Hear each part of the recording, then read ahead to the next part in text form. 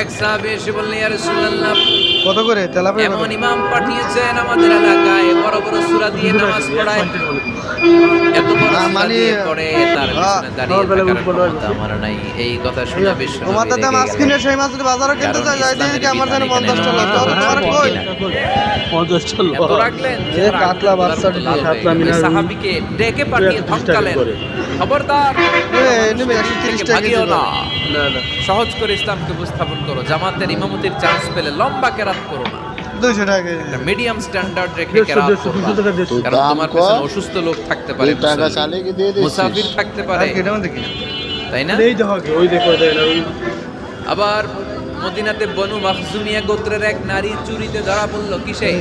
ছোট মাছ চুরির বিধান কি?